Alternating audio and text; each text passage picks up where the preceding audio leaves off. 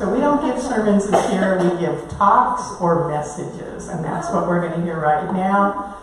And this is going to be the last time we're going to hear from our friend Michael for a while. He and his wife Ann are going on a beautiful adventure, and we will miss them greatly, and we so appreciate all they've added to our center. So please help me welcome Michael Gornik.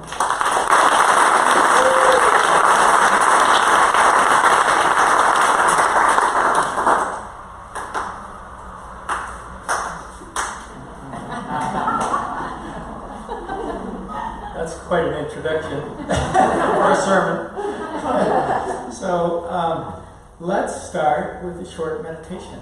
First of all, happy Mother's Day, everyone, and all women who represent the divine and the feminine aspect. And God only knows where we'd all be without you. So thank you for gracing this planet. But let's have a moment of silence. And so let's sit comfortably with our spine straight.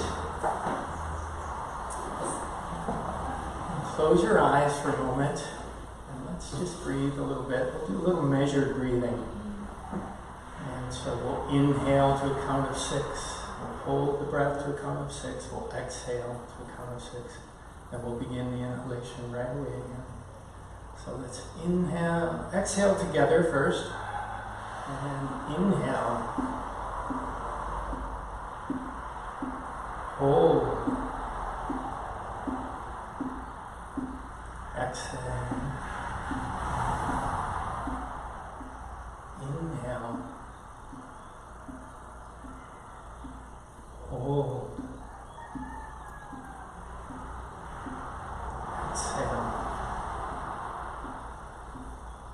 One more time. Inhale. Hold.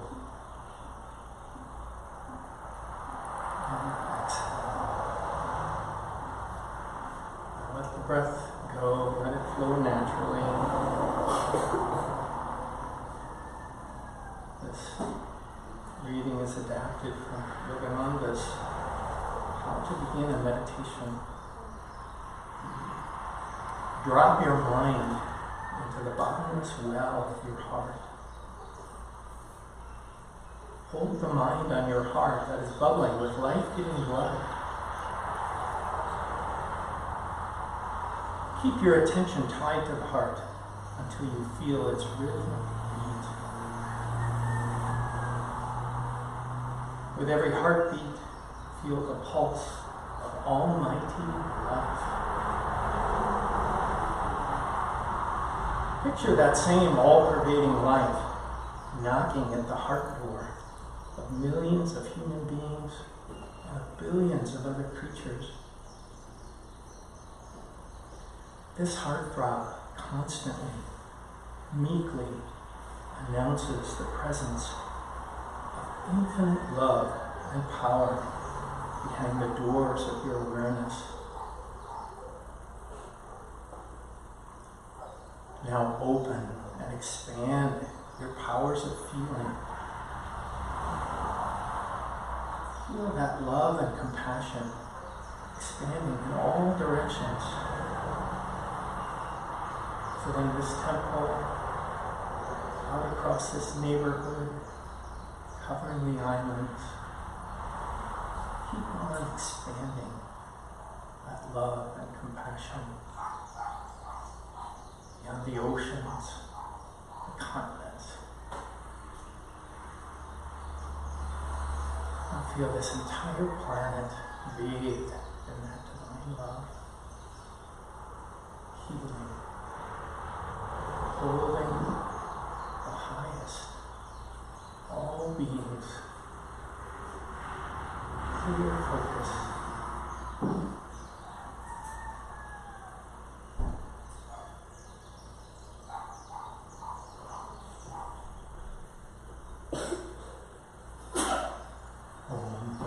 Peace.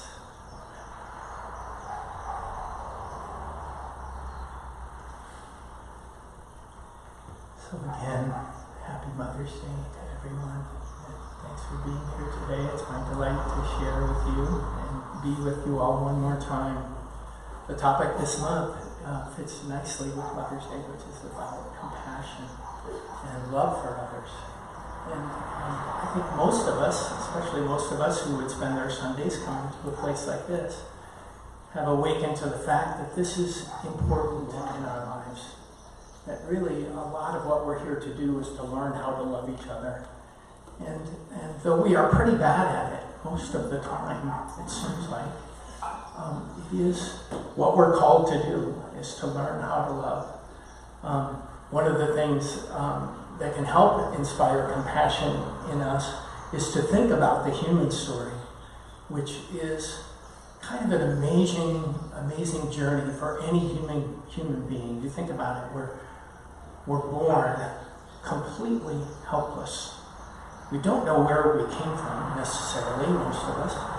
We have some vague idea that we came from somewhere fun and beautiful and amazing. But we are sort of landed on this planet, and then for the first many years, we're completely dependent on others. We're basically helpless. And so we go through that for years, where that is the reality of our lives. And then slowly we grow into youth, and we become a little more capable, and a little more able. And but then we're mostly dumb, ignorant, and foolish. You know, you go through youth, you look at all the things you have to learn, all the lessons you have to learn, but you struggle through. Maybe you have kids, you learn through that. Everything teaches you along the way, of course, but it's a lot of struggle. And then you start growing older, and hopefully you have a little wisdom to go on now. But of course, now your friends are starting to pass away. If you're lucky enough, you're in decent health. But you can see the end of the journey coming soon. And bit by bit, everything that you valued, everything that you cared about here is taken until you get to the very end.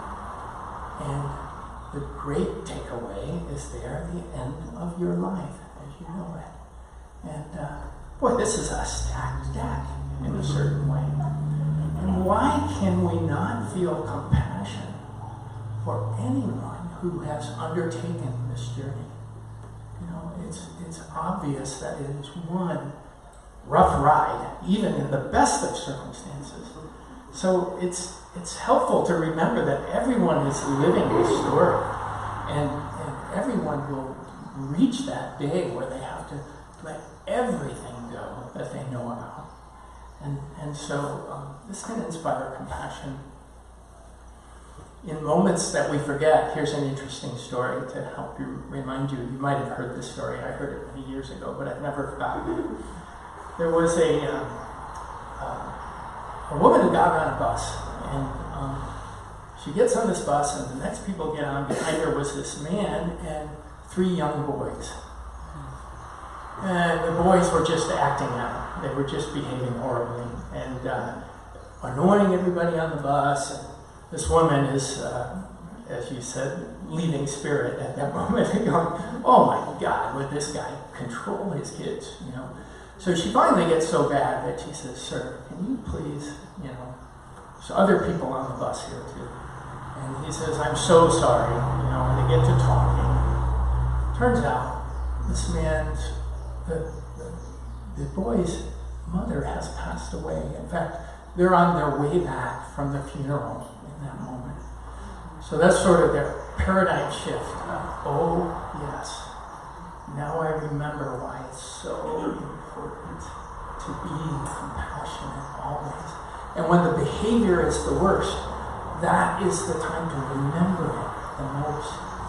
So it's a really, really wonderful thing to remind yourself again and again, if you could really hear everyone's backstory, which starts with the outline I just presented at the beginning, you would probably have a lot more compassion for them. So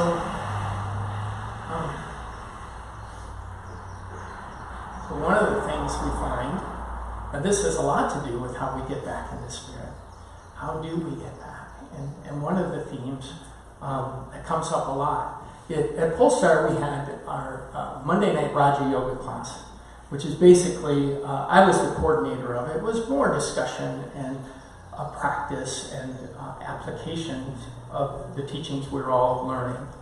And 3 or 4 themes would come up, because over the years, they just come back again and again and again. If you're just sort of listening for what's up for people, what are we learning, what are we struggling with? And one of those themes was, and I bet you know this in your life, forgiveness. Because this is the re-entry point to being again in tune with Spirit. We fall off, we go for 5 minutes or half an hour or many days or years or lifetimes, and at some point we start again, and that start again begins with forgiveness. And it's often just forgiving ourselves and forgiving others. And so it's such an important thing to remember, and I'm guessing who lives on this planet hasn't at some time or another needed to be forgiven. You know, has anybody made it through this far? I'm lucky to make it through a day. So this is the reality we're all faced with.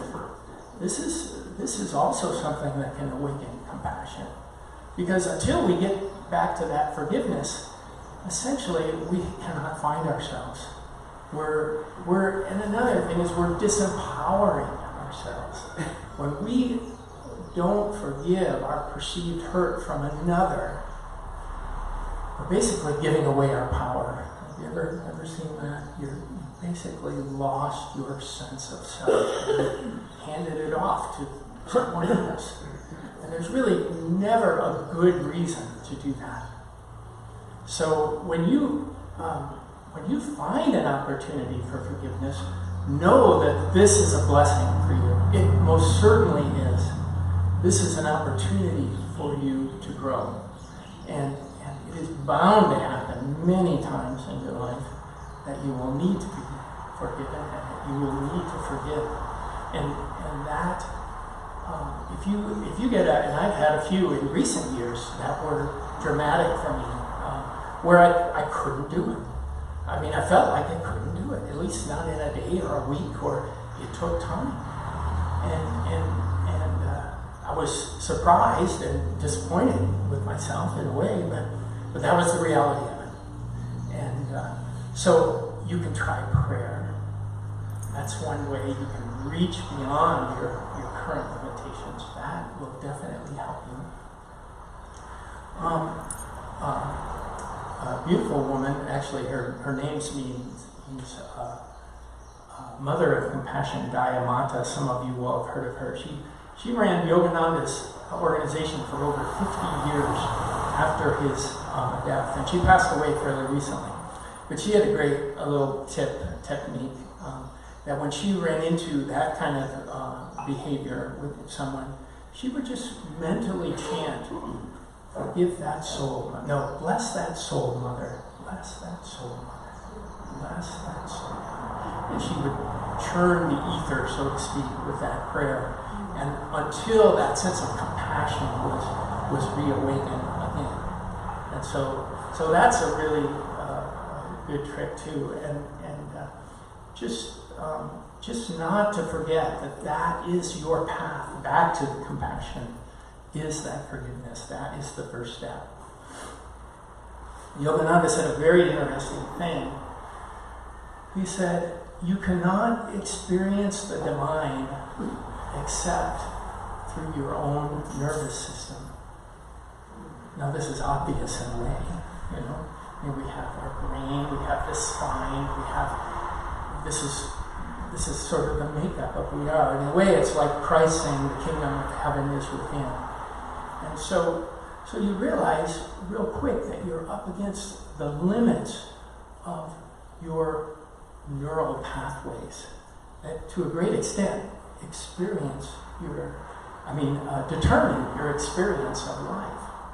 And so knowing this, there are things you can do to help yourself in this regard. And this is the whole path of yoga, learning how to get this energy to flow in the spine and in the brain to the centers of perception where divine love and compassion are part of your constant experience.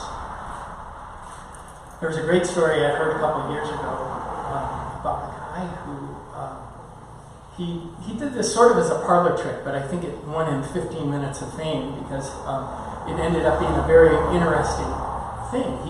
You know how when you learn how to ride a bike, a two-wheeler, it takes a little bit, because you have to learn that you turn into the turn, so you don't fall and you get your balance back. And most of us here probably have ridden a bike, so you might think back to that moment, whether you were 5 or 10 or however old you were, and you learned how to do it. And if you rode your bike a fair bit the rest of your life, you sort of know, you can get on it even when you're 30, 40, 50, and you know how to ride a bike. Well, he created this bike that was counterintuitive, so that if you turned the way you would normally turn, you would fall over. It was a simple mechanical thing he did. I don't know the specifics of it. But the point was, he could bring that bike and put it in front of anybody, and nobody could ride. I mean, completely impossible to ride that bike. And it looked, like a two-wheel bike normal. And then he practiced for a year. This is very revealing to me. He practiced for a year and was finally able to ride that bike. But then he couldn't ride a normal bike. So, this is what we're all up against. Once we get those patterns flowing, we are stuck. They concretize. They turn into concrete. Yogananda used to say, most of us are psychological antiques. We do the same thing, think the same thing, day after day after day. And so this is a real. And then the end of that story, and back to the bike, was that he practiced one way, and then the other, one way, and then the other, went back and forth. He eventually could ride both bikes. So that's the happy end. But the takeaway is how much work it took. I mean, that is a lot of training, a lot of effort, for something that simple, but it's a real demonstration of the human condition and how stuck we are in our ways. And so, those of us who don't know other ways of being, don't know love, probably never had that early on, did not cultivate it in their life. And they deserve more compassion, not less. So it's really another thing that helps us to empathize. And anyone who's taken their inner work seriously, which I think there's a whole bunch of people in this room, will know how difficult it is to really change basic things about yourself, patterns of thought and behavior. It is not easy. It takes a warrior spirit, and it takes effort, and it takes perseverance. And so this is all the more reason we should be very, very compassionate and forgiving with our fellow humans.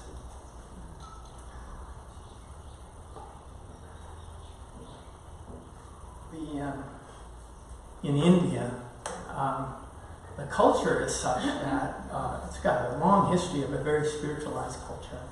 And one of the cultural phenomena is that most people there have a teacher, a guru. And this is part of their tradition. You find someone who will mentor you and who will take you on and help you to grow and to attain. And so Yogananda, at a young age, he was of course bent on finding self-realization or enlightenment or illumination. And by the way, his story was when he was 11 years old, his mother passed away. And his mother was the center of his life. I mean, just a very beautiful, compassionate compassionate, wonderful being who influenced and flavored everything about his being, and when she passed at 11 years old, he could not be consoled. And the only consolation he could find was that he really went after the Divine Mother, to really find the Cosmic Mother. And so that really fueled his search for the divine. But he met his guru by the time he was in his, I think it was mid to late teens, and moved into his ashram. And I wanted to share a little bit because this is really revealing about this training that I've been talking about. Let's see if I can find it here.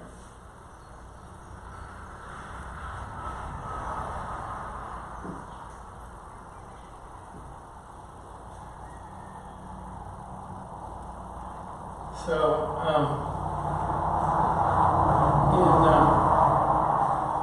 in the Indian culture, the eldest son is a little bit of a father figure and plays a fatherly role in the son. So that's good to know for this next little reading here. So Yogananda says, "The discipline had not been unknown to me.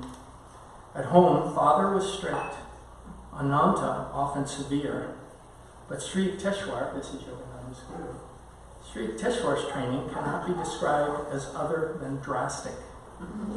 A perfectionist, my guru was hypercritical of his disciples, whether in matters of moment or in the subtle nuances of behavior. Whether Master and I were surrounded by his students or by strangers, or were alone together, he always spoke plainly and upbraided sharply. No trifling lapse into shallowness or inconsistency escaped his rebuke. This flattening treatment was hard to endure, but my resolve was to allow Sri Yukteswar to iron out each of my psychological kinks. As he labored at this titanic transformation, I shook many times under the weight of his disciplinary hammer. If you don't like my words, you are at liberty to leave at any time, Master assured me. I want nothing from you but your own improvement. Stay only if you feel benefited. For every humbling blow he dealt my vanity, for every tooth in my metaphorical jaw he knocked loose with stunning aim, I am grateful beyond any facility of expression.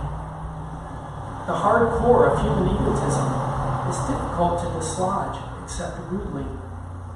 With its departure, the divine finds at last an unobstructed channel. So there you have it. Most of us wouldn't go out and choose that severe discipline, but in a way, we get it anyway, don't we? It's all coming. I really believe this, and actually have experienced it quite a number of times in my life. The absolute perfection of all the difficulties that life is, sending your way, and how they are not meant to torture you, but to liberate you. And so this is the right attitude to have about the training we're all in. It can be useful to sit down and just think about where in your life are you resisting? What are you resisting? Because that's where your training is. Where is the suffering? That's where that training is really showing up. That's where Sri Yukteswar is kind of letting you have it between the eyeballs on what you need to learn. And so really listen for that and look at that and know that this training is really the re-establishment of a new way of being, a new neural network that can bring you closer to the compassion we all want to feel every day. So I wanted to read a little bit. I was thankful for your reading this morning because that was going to be part of my talk, but enough said. But I did want to read this little, very comforting quote from Yogananda. Many of us here have lost our mothers, perhaps long ago, and so it's hopefully a beautiful memory for you. And these are sort of comforting words from Yogananda about that. Human relationships are given to you not to be idolized, but idealized. If you always think of your mother as the unconditional love of the Divine Mother, manifested in human form, you will be comforted when she is gone. The mother who has passed on is not lost to you. She is a representative of the Divine Mother, who came to mother you for a short time and then was taken away, to remain concealed behind the omnipresent love of the Divine Mother. Those who have lost their mother must find the Divine Mother hidden behind the skies. You must pray deeply enough. Implore her with continuous demand, with the resolve not to cease until her reply comes. If you will pray in this way as earnestly as I did, you will receive an answer from the Divine Mother, and you will see your earthly mother. It's a beautiful Mother's Day message for us, and all of us who don't have our earthly mothers here are remembering them fondly. So lastly, I just wanted to check in on a personal note. Kathy mentioned that Ann and I, my wife, are going off island this week. We leave this week. And we've been on the island 15 years, the last 10 or 11 of which we've been building our farm and educational nonprofit Polestar up there. And it's we can drive there now, which is really, really great. I'm in the best shape of my life, from hiking over the lava, carrying 5 gallons of diesel in both hands, and it's been a really wild time. But we're slowly fixing the place up, and we see it as a part of our life and a part of our nonprofit's work, but very possibly not where we're to be full-time anyway in the future. And so our departure is poignant for us because we really don't know what the future will bring. It's in part to just explore it and be willing to be open to whatever is next.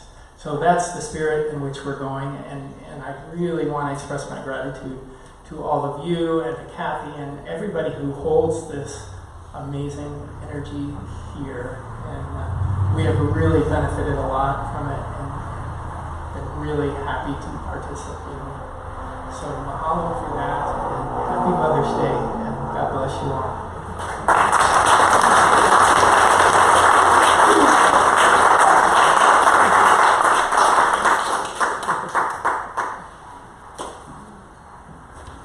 You will be so missed. We know you're going to find the next greatest thing that's going to unfold for you, right? So let's step into conscious giving now.